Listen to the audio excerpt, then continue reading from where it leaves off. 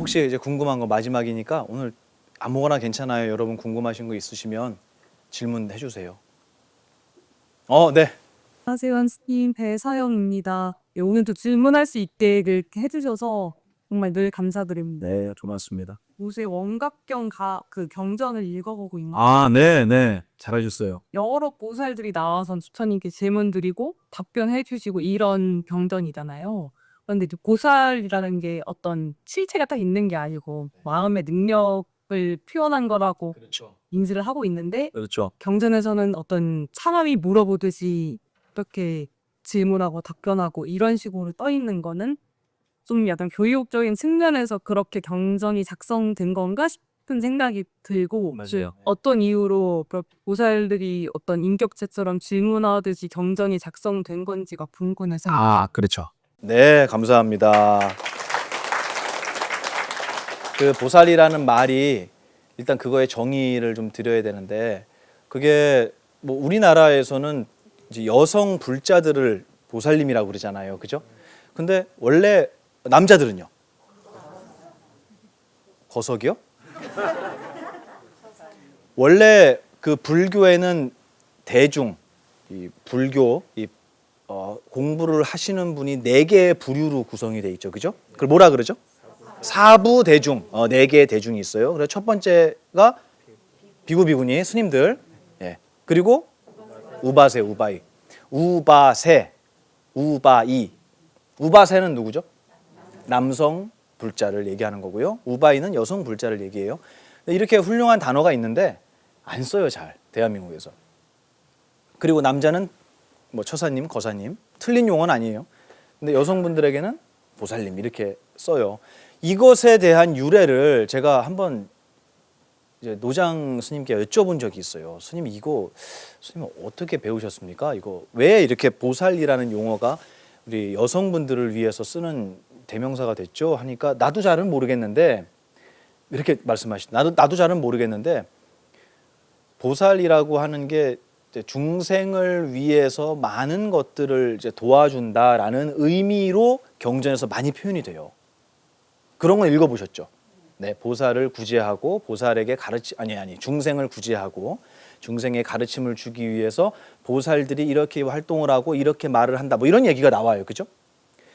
근데 절집안에서 지금 대한민국 사찰을 이끌어 오신 분은 남성분들이 여성분들이에요. 남성이고 싶죠, 그죠? 남성이요 그러시는데 대부분 여성분들이었어요, 그죠? 이게 나쁘다는 얘기가 아니고요. 뭐 문화가 그렇다는 거예요. 그러다 보니까 절에 와서 쓸고 닦고 음식하고 모든 거를 거기다 스님들 공양 올리고 모든 거를 하시는 분들은 다 보살님들이 많았었어요. 대부분이에요. 여성들이 많았단 말이에요. 근데 그분들이 가정도 있고요. 자기 힘든 것도 있고요. 때로는 몸이 아픈 분도 있어요. 그럼에도 불구하고 자기를 내려놓고 나라는 것을 내려놓고 이 공부하는 도량을 위해서 자기의 삶을 희생한 거예요. 그 모습을 이 대한민국 불교는 사실은 저는 그래요. 저는 빚으로 느끼고 있어요. 불자들에 대해서. 물론 불자분들은 자기의 복을 짓기 위해서 내 수행을 위해서 절에 와서 이렇게 활동한다라는 정말 훌륭하고 아름다운 마음을 가지신 건 맞아요. 하지만 제가 출가자로서 저는 개인적인 얘기입니다. 저 개인적으로는 여러분한테 갚아야 할 게 있다고 생각해요. 무엇으로 갚아야 할까요? 지금 여기 앞에 보살님이 제가 이래서 여러분을 좋아해요. 상식을 벗어난 얘기들을 많이 해요, 저한테. 맞아요. 법을 가지고 스승께서 알려주신 법을 여러분이 많은 일을 하는 동안 저는 그런 일을 안 하고 이 가르침을 공부했잖아요. 아까 얘기했지만 한 걸음 먼저 갔잖아요. 먼저 출발했어요. 그러니까 제가 여러분에게 그걸 전해드리는 게 제가 여러분에게 받은 이런 수많은 감사함을 저는 되갚는 일이라고 생각해요. 저는 그렇게 생각합니다. 저는 그렇게 생각해요. 그런데 대한민국 불교를 이끌어온 그 많은 여성 불자들이 그동안 보여줬던 모습은 정말이지 나 자신을 위해서 하는 게 아니라 보이지 않는 대중을 위해서 스스로를 희생했다라고 얘기할 정도로 저는 대단한 일을 수없는 역사 속에서 해오셨다라고 생각해요. 그걸 무슨 행위라고 얘기해야 될까요, 그러면? 보살 행위라고 해야 되지 않겠냐는 거예요. 이름도 모르는 중생들을 위해서 내 스스로를 희생해서 또 그분들을 위해서 모든 것을 뒤에서 서포트해 주는 거예요. 경에 그렇게 표현이 돼요. 보살의 이 역할을. 그런 분이 보살이다. 그러니까 당연히 남자들보다는 여성분들을 위해서 보살이라는 이름을 스님들이 하시지 않았을까라는 게 그분의 말씀인데 저는 충분히 일리가 있다고 생각해요. 아, 그럴 수 있겠다. 나라도 그 호칭을 붙여주고 싶어요. 그런데 경전을 보면 이 보살이라는 말이 조금 우리가 알고 있는 거하고 다르게 쓰이고 있어요. 그게 뭐냐면 여성도 남성도 아니에요. 보살은. 결론을 얘기하면 성을 지칭하는 게 아니라고. 그게 아니라 우리 정신의 능력을 얘기해요. 왜 제가 이렇게 얘기를 하냐면 보살은 모든 중생에게 중생이 원하는 것을 들어준대요. 그러면서 아까워하는 마음을 내지 않는다라는 말이 나와요. 이거 제가 기초반 때 여러분 들으셨죠? 네. 아까워하는 마음을 내지 않는다라는 말이 나와요. 언뜻 보면 보살이라는 것을 사람으로 생각하고 보면 우리 배서영 모살님 맞죠? 배서영 모살님이 저한테 맛있는 걸 사줄 때 아까워해요, 안 해요? 샀어요, 그래서 한 번이라도? 아, 오늘 가져왔어요. 아, 어쩐지 대답이 바로 나왔어요. 이렇게 보살은 많은 사람들에게 무언가를 베풀고 줄 때 아까워하지 않고 준다는 거예요. 이렇게 들리죠? 그것도 맞아요. 그것도 맞아요. 틀렸다는 얘기가 아니에요. 그것도 맞아요. 그런데 이 보살이라는 것을 이렇게 보면 이게 기초반 강의에 나와요. 어떻게 보면 얘기가 좀 달라지냐면 보살이라는 것을 우리 정신의 능력, 어떤 능력? 과거를 기억할 줄 아는 능력. 여러분 있어요, 없어요? 있지. 미래를 유추할 줄 아는 능력. 있죠? 네. A와 B를 비교할 줄 아는 능력. 있어요, 없어요? 있어요. 소리를 듣고 그 안에 담긴 의미를 유추할 줄 아는 능력 있어요, 없어요? 이건 색깔, 소리, 냄새, 맛에 담겨 있는 게 아니에요. 이런 능력은. 그거를 어떻게 해석하느냐는 나에게 달려 있는데 그것을 기억하고 인식하고 반추하고 그것의 의미를 헤아리는 정신의 능력들이 여러분한테는 도대체 몇 가지가 있을까요? 수도 없죠. 수도 없어요. 그럼 보살의 수는 몇 가지일까요? 그래서 경에 수도 없는 보살이 나와요. 아셨죠? 그래서 과거를 추측할 줄 아는 능력이 여러분한테 있어요. 그 능력을 활용해서 과거를 추측해냈는데 그렇게 해서 탄생한 여러분의 생각이 있죠. 저 사람 어디서 만나봤던 사람인데 아 맞아 그때 나한테 맛있는 거 준 분이지 아이고 반갑습니다 하고 반가운 생각이 그 능력으로 인해서 일어났어요. 만약에 과거를 유추할 줄 아는 능력이 여러분에게 없다면 아유 처음 뵙겠습니다 라는 생각이 만들어질 거예요. 근데 그게 아니라 아 그때 뵀었죠. 아 정말 고마운데 제가 인사가 늦었습니다. 잘 계셨어요? 하고 반가운 마음, 반가운 생각이 일어났어요. 누구 때문에? 기억할 줄 아는 능력, 보살 때문에 생각이 달라진 거예요. 그럼 우리가 일으키는 모든 생각은 누구의 작품이에요? 그렇지. 보살의 작품이에요. 보살들이 중생을 만들어내는 거예요. 근데 그랬죠, 경에? 모든 중생이 원하는 대로 아까워하는 마음 없이 모두 다 중생을 도와주고 있어요. 나한테 짜장면도 한 그릇 안 사주고 맨날 질문만 하는 저 보살님. 이렇게 제가 생각을 해요. 만들어져야 안 만들어져요, 이 생각. 누가 만들어준 거라고요? 그렇지. 보살은 아까워하지 않아요. 말리지 않아요. 여러분이 저걸 언젠가 내가 다리를 걸어가고 넘어뜨려갖고 저거 두드러 패야지. 이 생각 만들어져요, 안 만들어져요? 누구의 능력? 아까워하지 않아요. 이거 무서운 얘기 아닙니까? 무서운 얘기예요. 무서운 얘기예요. 길이 없어요. 여러분의 생각이 만들어지는 것은 길이 없다고요. 대도무문이에요. 그래서 여러분의 생각을 만들어내는데 이 보살, 모든 정신의 능력이 아무렇지 않게 도와줘요. 그러니까 교도소에 살인도에서 들어가죠. 그것도 누구의 작품? 그렇지. 그래서 보살은 두 가지가 있다 그랬잖아요, 제가. 여러분을 공부로 이끌어주는 보살이 두 개가 있는데 방법이 달라요. 첫 번째는 이렇게 우리 저기 같이 공부 아까 언니 따라왔다고요? 가자 그래갖고 나를 이렇게 행복한 곳에 데리고 와준 보살이 있어요. 그걸 순행보살이라 그래요. 법칙에 순응해서 움직이는 보살들이에요. 근데 이렇게 빵집 가자고 거짓말 해놓고 이렇게 데리고 와요. 그러면 나 가기 싫었는데 그러고 갔다가 공부하게 되는 거예요. 이 법을 만나게 되는 거예요. 더 심하게 얘기하면요, 내가 몸에 병이 나서 하던 사업을 다 그만두고 내 주변에 있는 사람이 다 떠났어요. 너무너무 외로워졌어요. 그래서 이 법을 만났어요. 그러면 그 일도 역시 이 법을 만날 수 있도록 이끌어준 보살 아니겠냐는 거예요. 맞죠? 그거는 무슨 보살? 거꾸로죠. 역행보살이라고 해요. 아셨죠? 그래서 이 보살이라는 것은 우리 정신의 능력이다라고 번역을 하고 경전을 보면 이해가 되기 시작해요. 그래서 원각경에 12보살이 있잖아요. 그 12보살이 질문하는 질문의 내용을 보면 이 보살의 이름이 번역이 돼요. 해석이 돼요. 그 보살이 그 질문을 할 수밖에 없는 거예요. 이해가 되세요? 그렇지. 제가 원각경 강의를 이제 쭉 했으면 제가 다 설명했을 거예요.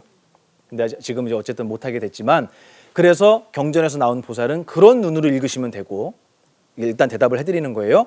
그리고 또 하나는 뭐냐면, 제가 아까 그랬죠. 절에서 그렇게 열심히 남들을 위해서 포교하고 봉사하시는 분을 보살로 불렀다고. 불교의 역사 속에서도 그 보살을 그렇게 썼어요. 그래서 이 부처님의 가르침을 정말 깊게 공부하고 많은 분들을 위해서 이 법을 설하는 분들이 있어요. 설명하는 분들이 있어요. 그런 분은 뭐라고 부를까요? 저분은 일반 중생이 아니고 뭐야? 보살이야. 그래서 우리가 알고 있는 유명한 이 논장, 부처님의 경전을 해석하고 주석을 달았던 위대한 스님들이 있어요. 역사적으로. 아는 분 계세요? 구마라집 스님 좋아요. 또? 맞아요. 의상대사 좋아요. 대단한 분들이에요. 원효 스님 좋아요. 좋아요. 근데 더 유명한 분들이 있어요. 마명 들어보셨어요? 용수 들어보셨어요? 용수 보살. 그죠? 그분은 용수 스님이라고 안 하고 용수 보살이라고 해요. 여자예요? 아니, 남자예요. 근데 용수 보살이라고 붙여요. 마명 보살이라고 불렀어요. 이 무슨 뜻인지 아시겠죠, 이제? 엄청난 깨달음을 갖고 있는 상태에서 모든 것을 깊이 아시는, 저하고는 비교할 수도 없이 대단한 스님들이 많은 중생들을 위해서 그분들에게 이 법을 전하는 거예요. 근데 당신의 인생은 있어요, 없어요? 없어요. 그 중생들을, 많은 이 듣는 공부하시는 분들을 이 법으로 이끌어 주시는 거예요. 그럼 그분 뭐라고 불러야겠습니까? 보살이라고 부르는 거예요. 그래서 역사적으로 보면 그런 보살들이 질문을 하는 경우가 있어요. 스승님께. 그럼 보살이 질문한 거 맞죠? 그렇지. 그래서 실존 인물들도 있어요. 하지만 경전 속에 나오는, 대승경전에 나오는 그런 보살들은, 우리가 알 수 없는 그런 보살들 있잖아요. 그런 보살들은 우리 정신의 능력이라고 보면 딱 맞아요. 그리고 대한민국에서의 보살은 여성분들인 게 맞죠? 그렇죠. 제가 이거 세 가지로 답을 드리는 거예요. 이해가 되세요? 네, 그렇게 경전을 보시면 도움이 되실 겁니다. 네, 고맙습니다. 네, 또 질문 있으세요? 아무거나 괜찮아요. 네, 마이크 좀.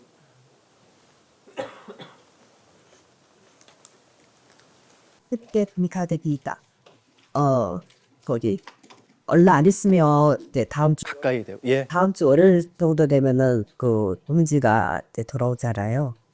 그런데 왜 전직에서 동지 기도를 해야 되는지 제가 잘 모르겠고, 네. 사실 동지 등자면은 그 처숙시나 뭐 네. 그리 생각은 그것도 이렇게 그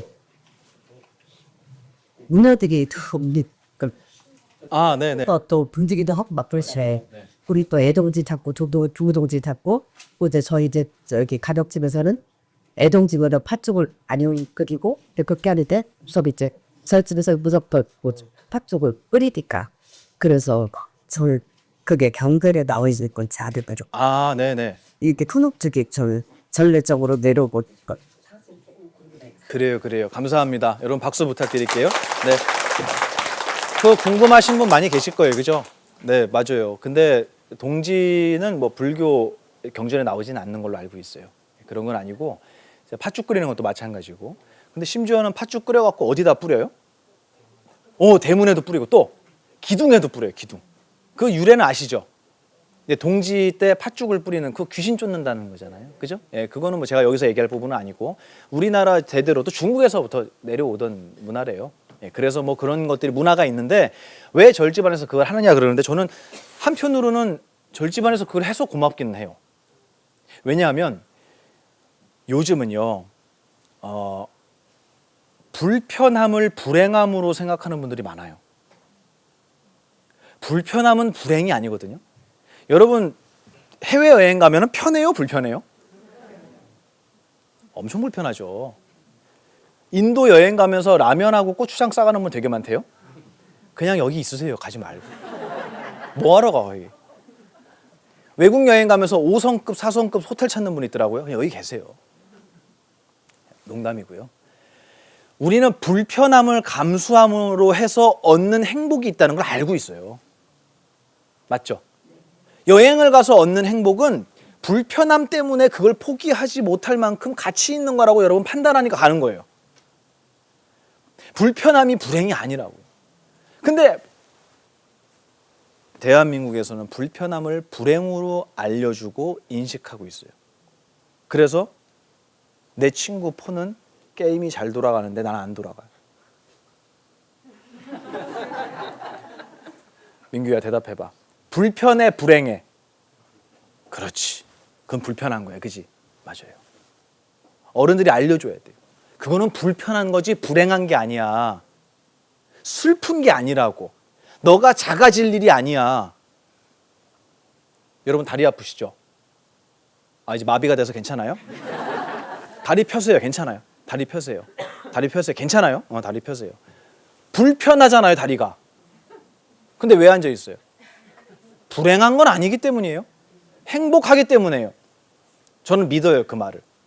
근데 불편을 불행으로 인식하는 순간 우리 인생은 지극히도 비참해집니다. 비참해져요. 그래서 제 전에 큰 스님 계실 때 그랬거든요. 아유 스님, 큰 스님 이거 다 빨래 이거 당신이 하시고 음식도 당신이 해 드시고 스님 저희가 해드릴게요. 그러면 하지 마, 만지지 마. 당신이 다 하세요. 스님 저희가 좀 해드릴게요. 니네도 바쁜데 뭐 이런 것까지 신경 쓰냐. 하지 마. 공양하시다가 음식이 좀 싱거우시잖아요. 그럼 일어나서 소금을 가지러 가세요. 그럼 나머지 11명 제자가 가시방석이 되는 거예요. 제가 여러 번 말씀을 드렸거든요. 근데 야 가서 소금 좀 갖고 와라를 못 시키세요. 당신이 하셨어요. 왜 그러셨을까요? 저희가 해드릴게요. 제가 하겠습니다. 뭐라 그러시냐면 보만아, 사람들은 편하다라는 것을 남을 시키는 게 편한 줄 알아. 내가 돈을, 그러니까 남을 시키려면 어떻게 해야 돼요? 돈이 많아야지. 빨래는 가정부 시키고, 음식은 뭐 요리사 시키고, 운전은 기사 시키고, 뭐는 누구 시키고, 이런 편하다 그러죠. 우리 보사님도 꿈이잖아요. 남이 해주는 밥. 남이 해주면 다 맛있다 그러잖아요. 저 이해해요. 근데 큰 선생님이 이렇게 표현하셨어요. 사람들은 남을 시키면 편한 인생을 사는 줄 아는데 남을 시키지 못하는 상황이 오는 순간 그 사람은 아무것도 못하는 바보가 되는 거라고. 설거지 하나도 못하고 라면 하나도 못 끓여요. 굶어 죽어요.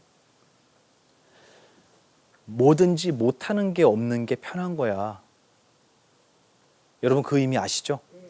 못하는 게 없으면 편해. 전구가 나갔어요. 그럼 왜 나갔는 줄 알아. 너무 많이 해봐서. 어떻게 하면 가는 줄도 알아요. 근데 전등이 나갔는데 어떻게 갈아야 되는 줄 몰라요. 어떻게 해야 돼요? 사람 사야지. 사람 사야지. 돈이 없어요. 돈은 있는데 그 사람이 안 온대. 어떻게 해야 돼요? 올 때까지? 내가 갈면 되잖아요. 불행함과 불편함을 헷갈리는 거예요. 그게 뭐가 다른지를 모르는 거예요. 그래서 스스로를 되게 비참하다고 착각해요.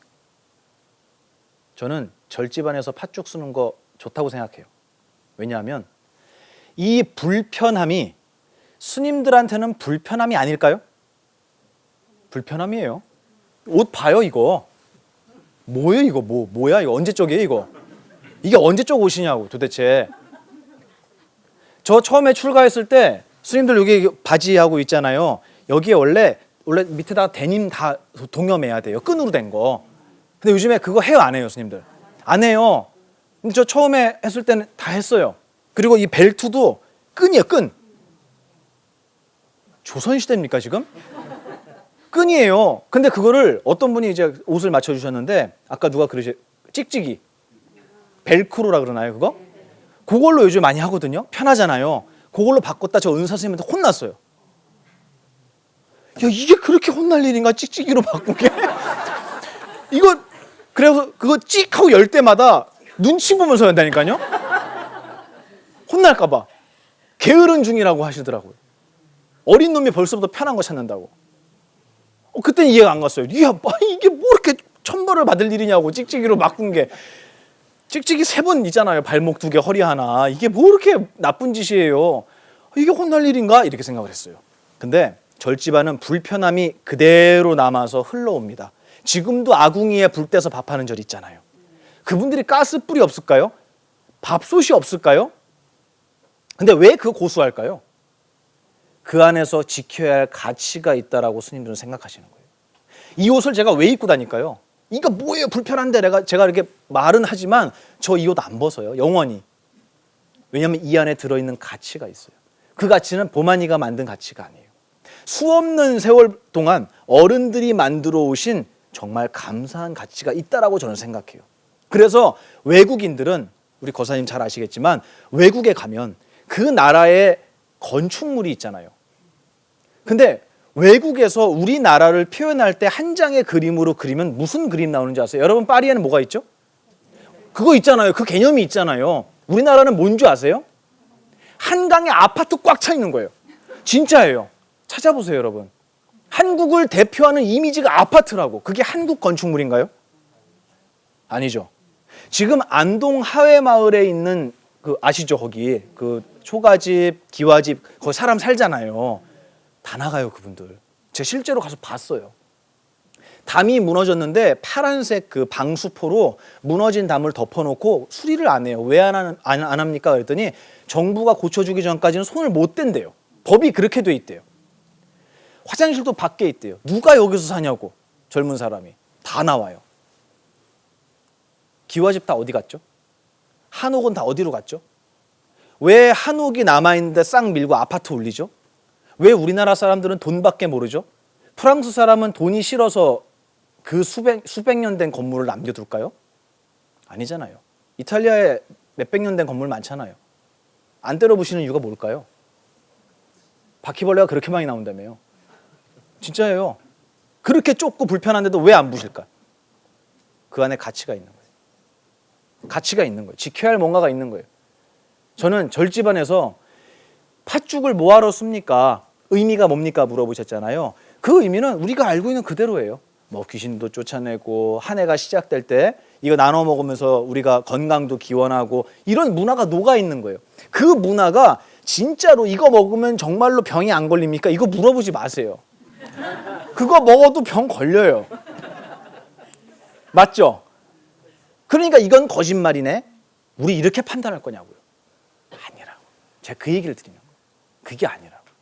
이 스님들도 이거는 다 쓸모없는 거야. 이건 다 필요 없는 거야. 이렇게 극단적으로 말씀하시는 분들이 있어요. 근데 틀린 말은 아니지만 팥죽 먹어도 병도 걸리고요. 다 해요. 그리고 그거 뿌린다고 귀신 도망가고 뭐 모르겠어요. 전 본 적이 없어서. 저 연락받은 게 없어요. 하지만 우리가 그것을 계속 지키고 이어나가는 데는 뭔가 이유가 있지 않을까. 그리고 저는 그 이유를 저의 이 초라한 견해로 그거를 함부로 판단하고 싶지 않아요. 저도 그 팥죽을 굳이 써야 됩니까? 아니 뭐 굳이 써야 될까요? 그냥 즐겁게 나눠 먹고 말죠. 뭐 1년에 한 번 행사니까. 뭐 이 정도 대답은 드리겠어요. 제 개인적인 답을 물어보신다면. 하지만 그렇게 하고 있는 절집안의 모습, 또 우리 산신각도 있잖아요. 그죠? 네. 무슨 산신령, 뭐 호랑이 이런 것도 다 절집 안에 들어와 있잖아요. 옛날 스님들은 저 같은 생각을 못해서 그렇게 하셨을까? 전 그렇게 생각 안 합니다. 그런 것들을 품어야 할 만한 무언가가 있었지 않았을까라고 생각해요. 그래서 저는 그런 불편함을 감수하고도 그것을 이어가고 계시는 스님네들과 한국 불교에는 모든 분들이 정말 감사해 하셔야 될 것 같아요. 우리 대한민국의 최고의 고건축은 어디 남아 있어요? 이거는 부인할 수 없어요. 어디가 천년된 한옥이 남아 있습니까? 우린 남아 있어요. 통도사 1400년 됐잖아요. 어떤 건물이 1400년 남아 있어요? 1400년 넘었어요. 네. 보물 아닌가요? 온 인류에? 저는 피라미드만큼 가치 있다고 봐요. 우리나라 절 하나하나가. 근데 그 안에서 뭘 하고 있죠, 우리? 이건 좀 아쉬워요. 이건 좀 아쉽다고. 그 문화를 이어가는 건 좋지만 그 위대한 보물 속에서 현대 우리에게 정말 가슴에 큰 울림을 주는 위대한 가치를 이 부처님께서 경전에 남겨놓으셨음에도 불구하고 그걸 세상에 잘 못 펼치고 있다는 것은 모든 스님들이 다 동의하실 거예요. 다 위기의식을 느끼세요, 스님네들이. 그래서 저를 응원해 주시는 많은 어른들께서 정말 잘하고 있어. 뒤돌아보지 말고 앞만 보고 그렇게 계속 해. 라고 응원해 주세요. 정말 감사해요. 제가 완벽해서 아니요. 저 화장품이라니까요. 그럼에도 불구하고 저를 응원해 주시는 것은 이 문화가 여기서 정말 귀한 것이 이어져 가야 하는데 우리 젊은 스님들이 앞장서서 그 일을 해나가고 있다는 거에 대해서 당신들이 못마땅한 것도 분명히 있을 거예요. 찍찍이로 바꾸고 이러는 거. 그럼에도 불구하고 저를 응원해 주시는 수많은 어른 스님들께 저는 정말 감사해요. 정말 덕분이에요. 그분들 덕분이에요.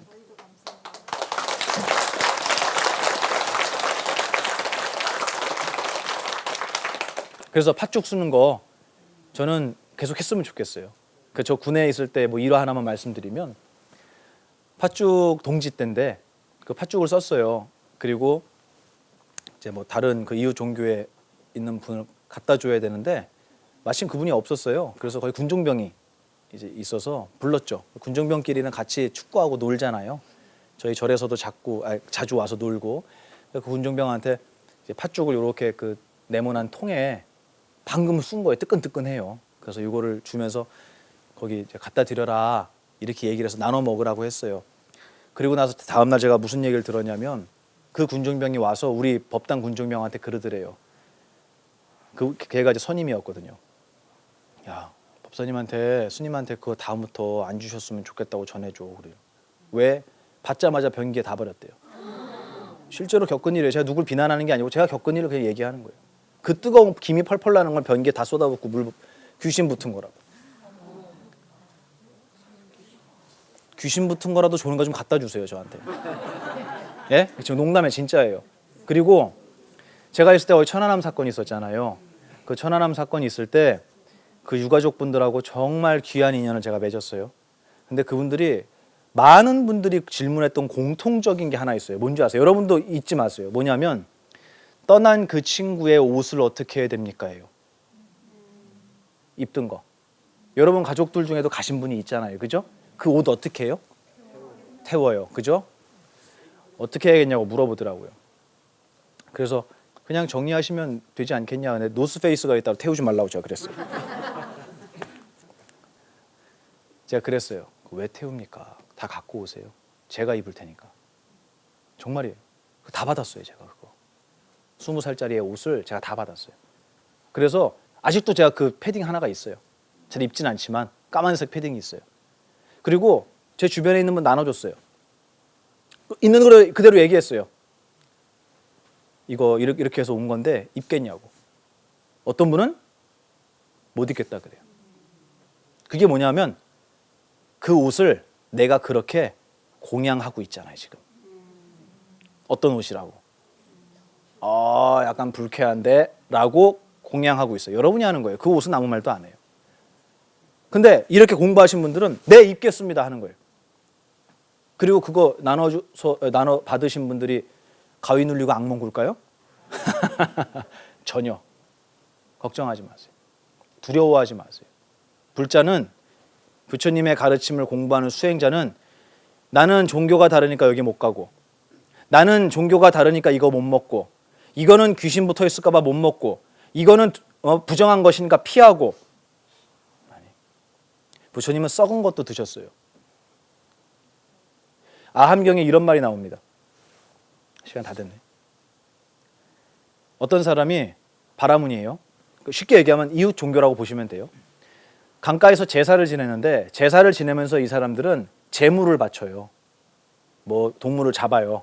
그 제물을 바쳐서 이제 제사를 지내는데 음식도 차리겠죠. 많이 남은 거예요, 이게. 그랬더니 우리 제사 지내고 남은 음식 어떻게 해요? 그거 요즘에 나눠주면 실례래요. 귀신 붙었다고 싫어한대요. 실제로 그렇게 알려주는 사람들도 있어요. 뭐 그분들 그렇게 생각하니까 그렇게 공양하고 있는 거예요. 자기의 세상을. 피해야 될 거 투성이로, 더럽고 무서운 거 투성이로 장엄하고 있는 거예요. 공양하고 있는 거예요.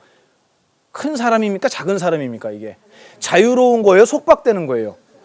그게 좋으면 그렇게 하시면 돼요. 근데 저는 그렇게 말씀드리지 않아요. 죽은 사람 옷도 괜찮아요.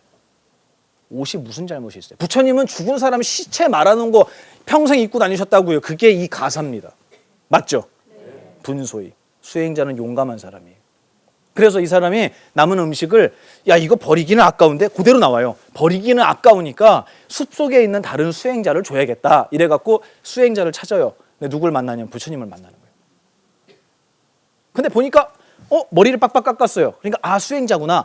그때 머리를 빡빡 깎은 수행자구나라는 건 자이나교를 얘기하는 거예요. 고행주의자를 얘기하는 거예요. 근데 보니까 고행을 안 하는 것 같아요. 얼굴빛이 너무 좋네. 그래서 이 바라문이 의심을 해요. 머리는 깎고 옷도 우리랑 비슷하게 입었지만 올바른 수행자가 아닐 수도 있겠다 해서 질문을 합니다. 당신은 종족이 무엇입니까? 라를 물어봐요. 종족. 이거는 출신을 물어보는, 크샤트리아냐 바라문이냐 이걸 물어보는 거이기도 하지만 무슨 수행을 하느냐고 물어보는 거이기도 해요. 당신은 출신이 뭡니까? 종족이 무엇입니까? 라고 물어보니까 부처님이 이렇게 대답하세요. 종족을 묻지 말고 무슨 일을 하느냐고 물어라. 이렇게 얘기하세요. 그게 나의 종족이라고. 맞죠? 그래서 그 음식을 드려요. 저는 여러분이 그 무엇에도 걸리지 않는 바람 같은 존재가 됐으면 좋겠어요. 이거는 이러니까 피하고 저건 저러니까 피하고 바깥에서 재활용품에서 어떤 분이 그러대요. 나 요즘 자꾸 가위 눌려. 그랬더니 너 바깥에서 주워온 물건 있나 없나 봐라. 다 주워왔지. 다 마트에서 주워왔잖아요. 맞죠? 다 마트에서 주워온 거예요. 우리가 먹는 음식은 다 논밭에서 주워온 거고요. 바다에서 주워온 거예요. 뭐 주워온 거 있나? 맞아요. 얼마 전에 그거 주워왔는데 빨리 가갖고 불태워서 없애라. 제발 그러지 마요. 제발 그러지 마요. 제가 이 얘기 밖에 나가면 또 악플 달릴 거예요. 알지도 못하면서 저런 소리 한다고. 그러면 그렇게 사세요. 그렇게 두려워하면서 그렇게 걸림을 가득하게 내 세상에 만들면서 그렇게 사셔도 돼요. 사라져요. 근데 제가 말씀드리는 거는 용감하게 살죠. 두려워하지 말자고. 그래서 제가 좋아하는 말 있죠. 수타니파타. 뭐에 걸리지 않는 바람처럼? 그물에 걸리지 않는 바람처럼. 그 네 가지 외우세요? 네, 첫 번째 뭡니까? 소리에 놀라지 않는 사자처럼. 사자는 소리에 안 놀래요. 토끼는 놀래요. 여러분 저기 문 꽝 닫히면 아 깜짝이야 그러잖아요. 하지 마세요. 사자는 부시럭하면은 뭐야? 이러고 쳐다봐요. 왜? 내가 왕이니까. 여러분 주변에 불쾌한, 여러분을 불편하게 만드는 소리가 들리잖아요. 그럼 뭐 임마! 이거는 토끼예요. 사자는 동요하지 않습니다. 누가 내 욕을 해도 흔들리지 않아요. 소리에 놀라지 않는 사자처럼. 두 번째, 그물에 걸리지 않는 바람처럼. 그물이 있어도 바람은 안 걸려요. 세 번째, 지늘게 물들지 않는 연꽃처럼. 나 물 안 들어야 되니까 회사 때려치고 사표 내고 절로 들어가야지. 이러지 마세요. 절도 사회예요. 그 마음으로 절에 들어오면 절에서도 나가요. 똑같습니다. 절이 타락했다는 얘기하는 게 아니고요. 거기는 더 엄격한 사회라는 거예요. 이 세상보다 자기를 내려놓을 요구를 더 많이 해요. 저는 시작부터 합니다. 그럼에도 불구하고 그 불편함 속에 가치가 있다 그랬잖아요. 나는 그게 좋아. 그러면 가는 거예요. 진흙에서 연꽃은 피지만 연꽃에는 진흙이 묻지 않아요. 진흙에 물들지 않는 연꽃처럼. 너만 없으면 내 세상이 깨끗할 거야가 아니라고. 그리고 마지막, 무소의 뿔처럼 홀로 가라. 혼자서 가라. 아무 것에도 의지하지 마라. 너가 무언가에 의지하면 너가 의지한 그것이 무너질 때 너도 함께 무너진다. 내가 헬스 열심히 해갖고 몸짱이 됐어요. 그러면 얘 늙어요, 안 늙어요? 그러니까 나이가 70이다 이걸 하고 있는 거예요. 봤죠? 헬스장 가면 나이가 70, 80 된 분들이 하고 있어요. 건강 때문에? 말은 그렇지만 아니요. 아파서 못 참아요. 그만두면 온몸이 아파서 참을 수가 없어요. 중독이에요. 내가 돈에 의지하잖아요. 내 통장 잔고가 0이 되는 게 아니라 줄어드는 것만, 줄어들 것 같은 기미만 보이면 갑자기 초라해져요. 나 어떡하지? 통장에 20만 원이 있을 때는요, 20만 원 갖고 사는데 200만 원이 되잖아요. 200에서 앞자리가 1로 바뀌면 불안해지는 거예요. 다 경험해 보셨죠? 다들 부자구만. 여러분 부디 용감하게 그 무엇에도 걸리지 않는 부처님의 제자로 수행자로 사셨으면 좋겠어요. 오늘 이제 마쳐야 될 시간이 됐습니다. 오늘 귀한 말씀해 주신 두 분 감사드리고요. 이제 대답이 됐죠? 네, 절집안에는 없는 이야기지만 그것을 지켜가야 할 가치는 있다고 생각합니다. 한국의 의미고 대한민국에 남아있는 아름다운 문화라고 저는 생각해요. 그래서 즐겁게 거기에 신비한 힘이 깃들어 있다는 것까지는 제가 말씀드리고 싶진 않아요. 하지만 그걸 즐거운 대한민국의 문화로 잘 이끌어갔으면 좋겠어요. 항상 용서하고 항상 가슴에 품을 그 마음 여러분 잊지 마시고 뭐든지 내 주변에 있으면 아까운 거예요. 사랑스러운 겁니다. 그렇게 가슴에 잘 품고 내 주변에 내가 얼마나 많은 사람에게 나의 가시를 정말 가시에 찔리게 만들었는가 잘 돌아보면 생각보다 가시가 많아요. 우리에게. 항상 용서하고 웃으시고 그리고 화한시 행복한 얼굴 보시하시는 정말 바람과 같은 수행자가 되시길 간절히 기도합니다. 오늘 특별히 우리 민규하고 우리 승은이하고 우리 젊은 친구 아까 이름이 뭐라 그랬지? 예성이하고 또 있나요? 우리 어린 친구들? 네, 이렇게 엄마 따라서 정말 학교를 합법적으로 이제 빠지면서 이렇게 온 친구들 여러분들이 정말 저의 희망입니다. 그리고 여기 계시는 이 눈 밝고 귀 밝은 수행자들이 대한민국의 희망입니다.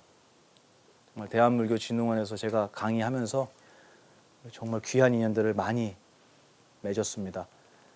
이렇게 끝까지 함께해 주신 우리 PD님도 정말 감사합니다. 네. 그래요. 네, 이제 인사하겠습니다. 여러분 만남이 있으면 헤어짐이 있죠. 그죠? 그리고 헤어짐이 있으면 어떻게 되죠? 그렇지. 그 뭐라 그러죠? 불교용어로? 뭐라고요? 뭐라고요? 회자 정리. 좋아요. 그 만난 사람이 헤어진다는 얘기예요. 그죠? 또 헤어지는 사람이 만난다는 얘기예요. 근데 그거 말고 끝난다는 게 다시 시작이라는 말이 있어요. 종이 부시. 네. 종 끝나는 것이 부시. 다 새로운 시작이다. 다시 시작된다. 끝이 곧. 이런 얘기가 있어요. 오늘 이 마지막 강의가 여러분의 또 새로운 수행의 시작이 되기를 간절히 바랍니다.